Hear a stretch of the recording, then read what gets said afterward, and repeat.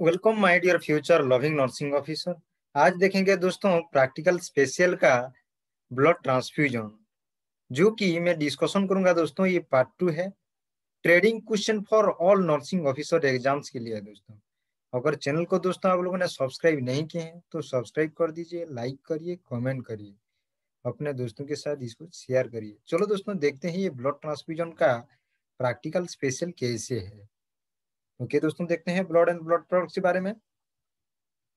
Okay, whole blood transfusion replenishes the volume and the oxygen carrying capacity of the circulatory system by increasing the mass of circulating red blood cell. Okay, जब हम whole blood transfusion जब किया जाता है दोस्तों, ये क्या करता है? वॉल्यूम, ओके, ब्लड का जो ब्लड वॉल्यूम और ऑक्सीजन कैपेसिटी सर्कुलेटरी सिस्टम का बढ़ जाता है। क्योंकि ओके क्योंकि हम क्या कर रहे हैं, यहाँ पर होल ब्लड ट्रांसफ्यूजन कर रहे हैं, जिसके वजह से वॉल्यूम बढ़ जाएगा और ऑक्सीजन कैरिंग कैपेसिटी बढ़ जाएगा। Okay, that mean RBC cell का ज्यादा नंबर हो जाएगा, जिसके वजह से मीन इजीली क्या होगा, ऑक्सीजन कैरी कर पाएगा।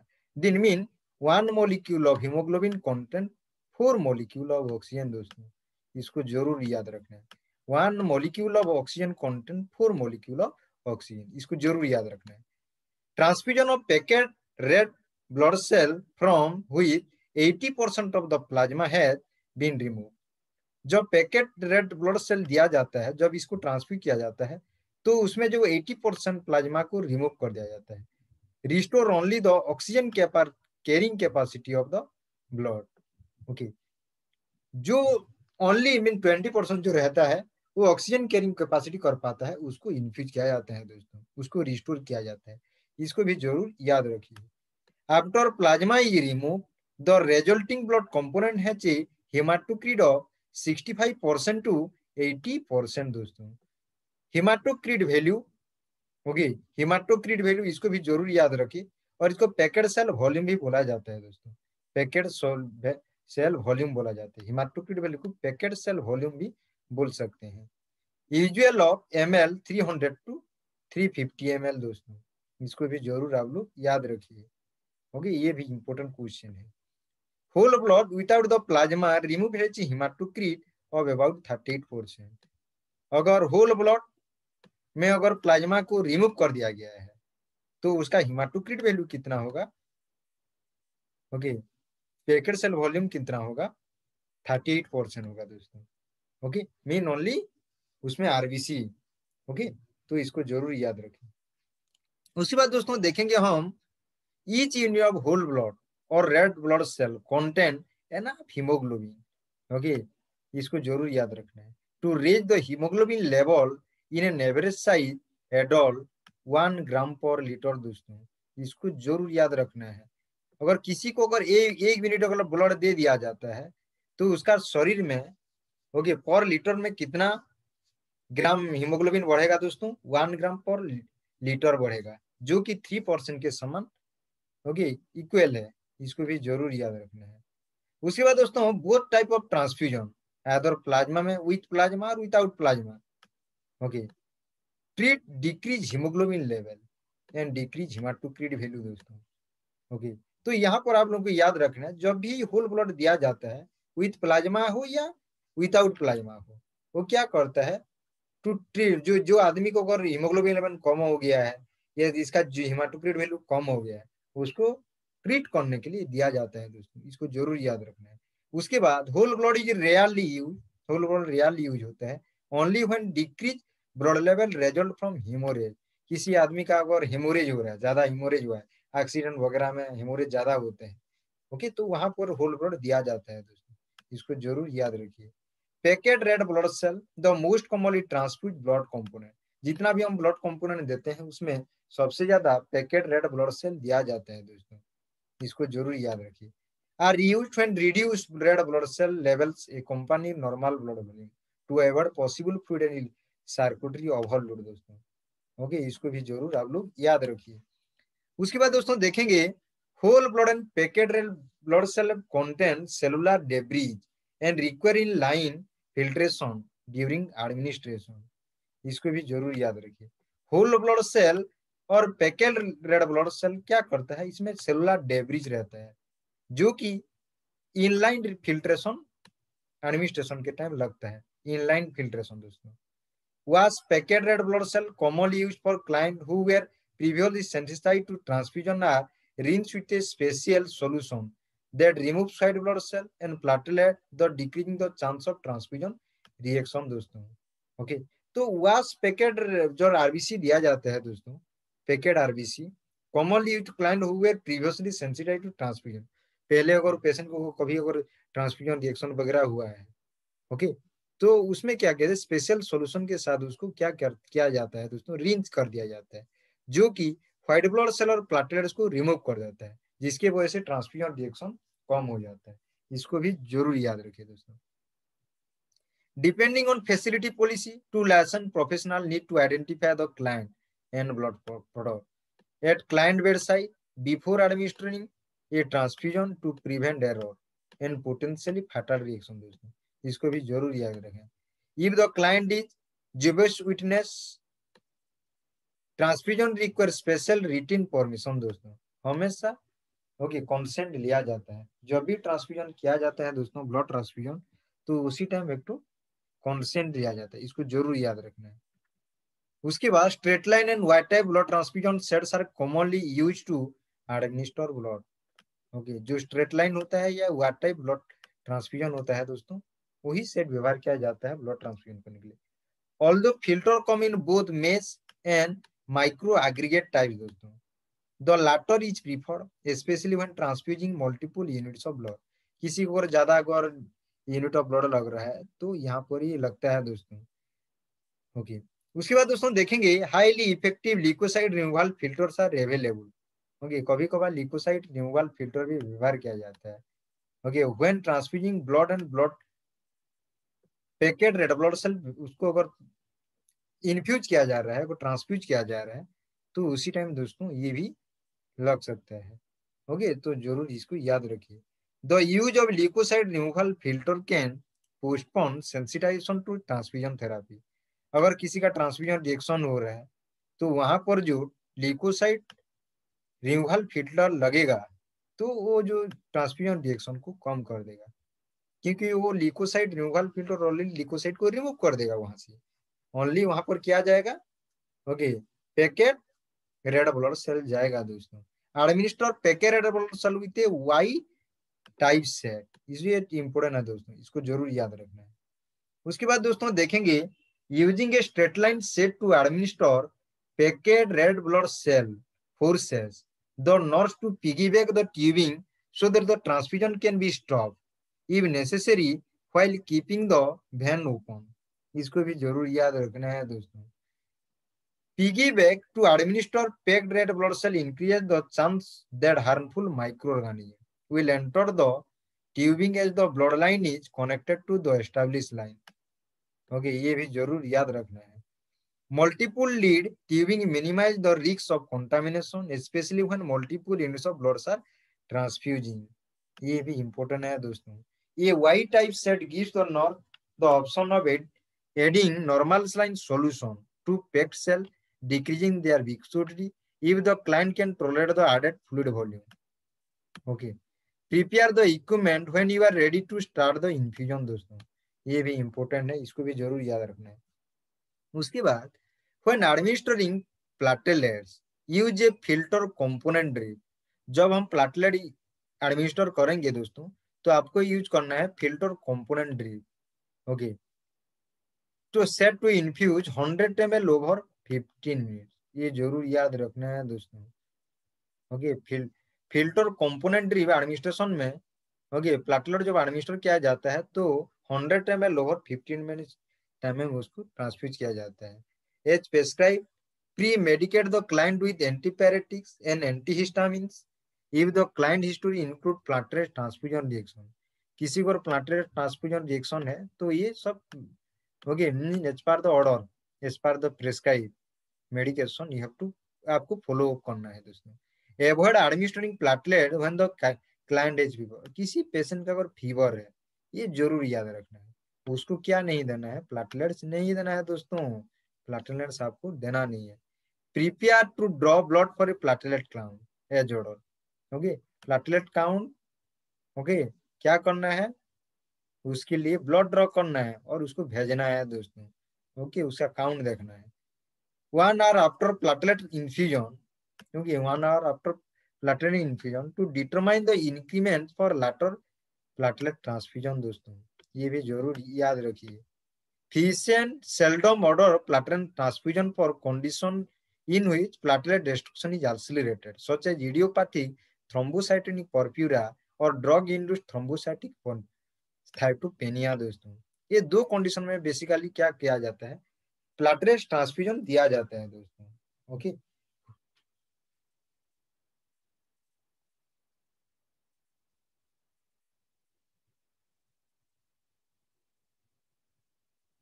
उसके बाद दोस्तों देखेंगे, use a straight line IV set to administer fresh frozen plasma. Okay, इसको इसको बोला जाता है F, okay, a double F, उसके बाद दोस्तों पी होता है। ओके, इसको जरूर याद रखना है। ये तीनों का मीनिंग है दोस्तों फ्रेश फ्रोजन प्लाज्मा, इसको जरूर याद रखना है। Administer the infusion rapidly, large volume transfusion of fresh frozen plasma में रिक्वायर करेक्शन ऑफ हाइपोकैल्सीमिया दोस्तों, because citric acid in F F binds calcium. Okay, इसको भी जरूर आप लोग को याद रखना है।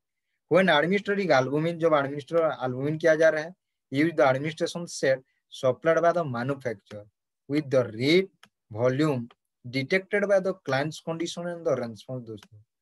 रिएक्शन टू एल्बुमिन इन्फ्यूजन, जब एल्बुमिन इन्फ्यूजन का रिएक्शन क्या होगा, फीवर हो सकता है, चिल्स हो सकता है, नोजिया हो, जो कि रेयर कंडीशन है दोस्तों, इसको भी जरूर आपको ध्यान देना है।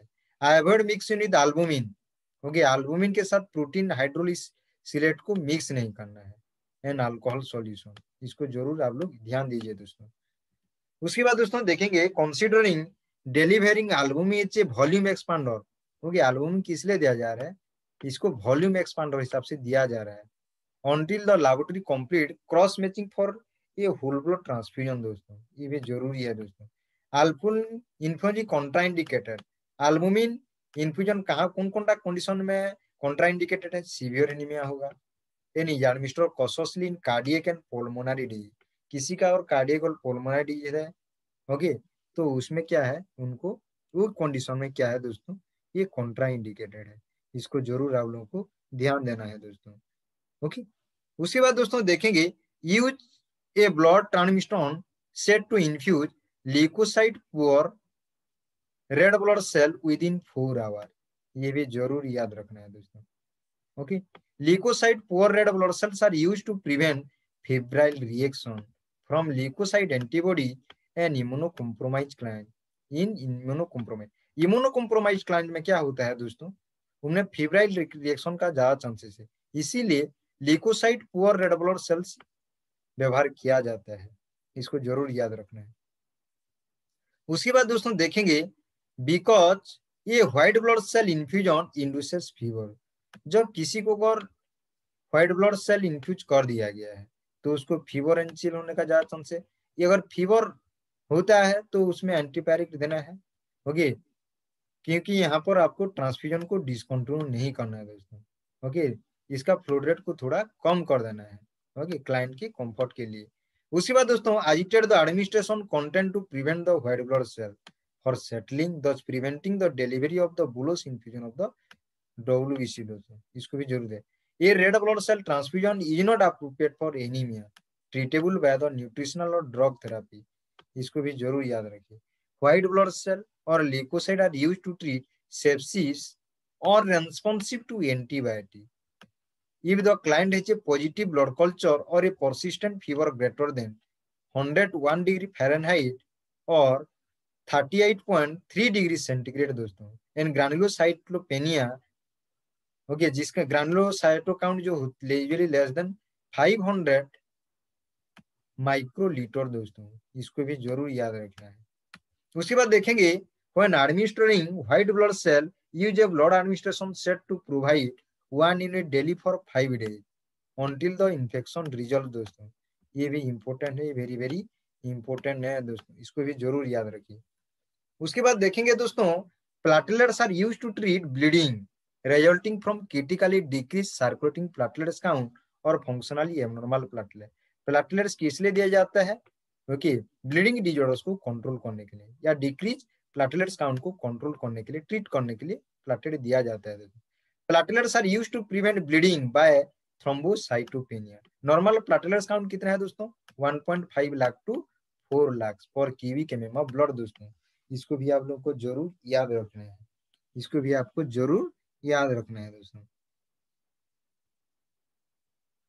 उसके बाद दोस्तों देखेंगे platelets are used to treat a platelet count less than 50,000 per micro ml और माइक्रोलीटर दोस्तों, और मिलीलीटर बोला जाता है दोस्तों। बिफोर सर्जरी और मेजर इन्वेसिव प्रोसीजर दोस्तों, इसको भी जरूर याद रखिए। Fresh frozen plasma is used to treat coagulation factor deficiency, warfarin reversal, thrombocytonic thrombotic thrombocytopenic purpura दोस्तों। ये कंडीशन में फ्रेश फ्रोजन प्लाज्मा दिया जाता है। Albumin is used to, albumin किस लिए दिया जाता है? To treat volume loss because of shock from burn, trauma हुआ या सर्जरी हुआ या इन्फेक्शन हुआ। ये भी सबसे इंपॉर्टेंट क्वेश्चन है दोस्तों, ये भी प्रैक्टिकल क्वेश्चन है दोस्तों। ओके, तो इसको जरूर याद रखना है। ओके, उसके बाद दोस्तों albumin is used to treat hypoproteinaemia with और विदाउट एडिमा दोस्तों, इसको भी जरूर याद रखिए, ये भी वीवीआई की टाइप का क्वेश्चन है। उसके बाद दोस्तों देखें cryoprecipitate used to treat bleeding associated with hypofibrinogenaemia और डिसफिब्रिनोजेनेमिया, ये भी जरूर इंपॉर्टेंट रखिए दोस्तों। Cryoprecipitate is used to prevent the treat significant factor 13 deficiency दोस्तों, इसको भी जरूर याद रखना है। Cryoprecipitate the insoluble portion of the plasma recovered from the fresh frozen plasma containing fibrinogen, factor 8C, factor 8 von Willebrand factor, factor 13 and फिब्रिनोक्टिन, ये सब cryo precipitate में रहता है दोस्तों, इसको जरूर याद रखें। Immunoglobulin is process human plasma from multiple donor that contain 95% of immunoglobulin gene, less than 2.5% immunoglobulin N and a fraction of immunoglobulin M दोस्तों, इसको भी जरूर याद रखना, ये भी इंपॉर्टेंट क्वेश्चन है दोस्तों। Immunoglobulin is used to treat primary and secondary immunodeficiency, ये भी सबसे इंपॉर्टेंट है दोस्तों, इसको भी जरूर याद रखना है। उसके बाद दोस्तों देखेंगे immunoglobulin is used to treat Kawasaki syndrome दोस्तों। ओके, इम्यूनोग्लोबुलिन किस लिए दिया जाता है? जो कावासाकी सिंड्रोम होता है दोस्तों, उसको ट्रीट करने के लिए दिया जाता है। Idiopathic thrombocytopenic purpura, neurologic disorder such as Guillain Barre syndrome और जीवी सिंड्रोम भी बोला जाता है इसको, डर्माटोमायोसिटिस एंड माइस्थेनिया ग्राविस दोस्तों, इसको ट्रीट करने के लिए इम्यूनोग्लोबुलिन दिया जाता है। Albumin is a small plasma protein prepared by the fractionating pooled plasma, ये भी जरूर इंपॉर्टेंट क्वेश्चन है दोस्तों, इसको जरूर याद रखिए। Fresh frozen plasma is uncoagulated plasma separate from the RBC and rich in coagulation factor 5, 8 and 9 दोस्तों, इसको भी जरूर याद रखिए। Use a blood administration set when administering cryo precipitate. Add normal saline to each bag of cryoprecipitate as needed to facilitate transfusion दोस्तों। Cryoprecipitate must be administered within 6 hours thawing दोस्तों, administration, इसको भी ये इंपॉर्टेंट है दोस्तों, ये very very important है। Okay, ये भी एक तो आपको क्वेश्चन आ जा सकता है। ओके, जरूर याद रखिए। ओके, अगर Orissa subordinate staff selection subordinate staff selection commission में अगर नहीं आता है भी, तो किसी भी नर्सिंग ऑफिसर एग्जाम में जरूर आएगा, इसको जरूर याद रखिए। उसके बाद दोस्तों देखेंगे before administering cryoprecipitate check lab study results to confirm deficiency और one of the specific clotting factor. Okay, जब भी हम देखेंगे किसी को अगर क्रायोप्रेसिपिटेट एडमिनिस्टर करना है, तो हमको क्या चेकिंग करना है? लैब रिजल्ट्स को चेक करना है, क्योंकि दोस्तों वहां पर हमको पता चले कुछ ब्लड क्लॉटिंग फैक्टर जो 13 ब्लड क्लॉटिंग फैक्टर है, उसमें तो 6 नंबर नहीं है दोस्तों। तो जो 13 ब्लड को किसी में अगर डेफिशिएंसी उसमें रहेगा, अगर रहेगा तो इसको क्रायोप्रेसिपिटेट को एडमिनिस्टर करना है दोस्तों। अगर किसी पेशेंट का अगर हीमोफीलिया ए है और वॉन विल्ब्रांड डिजीज बोलते हैं दोस्तों, only be treated with cryoprecipitate. ये जरूर याद रखना दोस्तों, ये very very important. When appropriate factor 8 concentrates are not available, इसको भी जरूर याद रखें। To administer immunoglobulin use the administration set supplied by the manufacturer.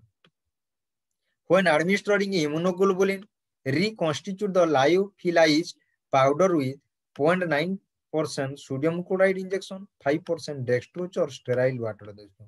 ये भी सबसे इंपोर्टेंट है दोस्तों। उसके बाद दोस्तों देखेंगे हम administer immunoglobulin at the minimal concentration available at the slowest practical rate दोस्तों। जब भी हम किसी पेशेंट को और इम्यूनोग्लोबुलिन एडमिनिस्टर कर रहे हैं, दे रहे हैं, तो मिनिमल कॉन्सेंट्रेशन अवेलेबल करना है, उसके साथ स्लो प्रैक्टिकल रेट में देना है उसको। ओके, स्लो में देना है पूरा, ये भी याद रखना है। When administering blood and blood component, जब भी हम किसी पेशेंट को blood and blood component administer करें, use a catheter with a diameter of 20 gauge और लार्जर दोस्तों। इसको भी जरूर याद रखिए।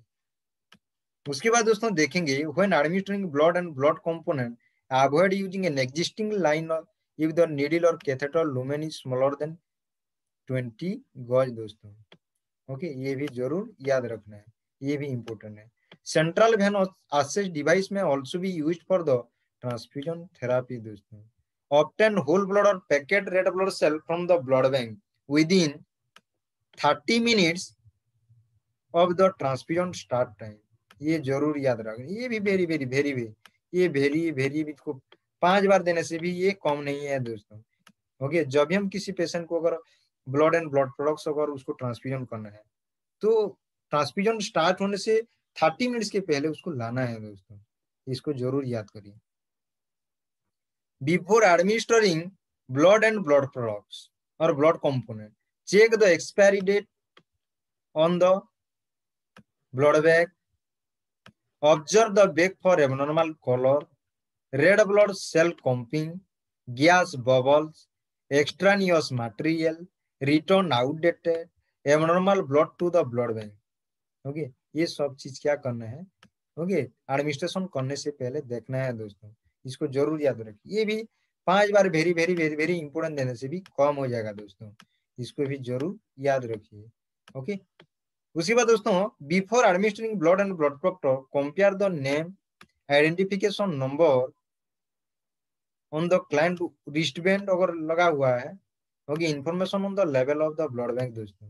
Okay, blood bank before administering blood and blood component, check the blood bank identification number, ABO blood group, RH compatibility, और किसी का अगर एबी पॉजिटिव है तो एबी पॉजिटिव उसको, क्योंकि ये जरूर याद रखना है। After administering blood and blood component, return the empty blood back to the blood bank दोस्तों। ओके, ये भी जरूर याद रखें। Although some microaggregate filters can be used for up to 10 units of blood, replace the filter and tubing in more than 1 hour elapses between the transfusion दोस्तों। ये भी important है। उसके बाद दोस्तों देखेंगे हम, ओके, इसको जरूर याद रखना है अभी। When administering multiple units of blood, जब किसी पेशेंट को मल्टीपल यूनिट्स ऑफ ब्लड को, ओके, उसको ट्रांसफ्यूजन कर रहे हैं, एडमिनिस्टर कर रहे हैं, under pressure use a blood warmer to avoid hypothermia. Blood components may be warmed to no more than 42 degrees centigrade दोस्तों, और 107.6 डिग्री फ़ारेनहाइट। इसको भी जरूर याद रखिए। Despite improvement in cross matching precaution, transfusion reaction can still occur। अगर cross matching हो गया है तो ट्रांसफ्यूजन रिएक्शन का होने का ज्यादा भी चांसेस रह सकता है दोस्तों।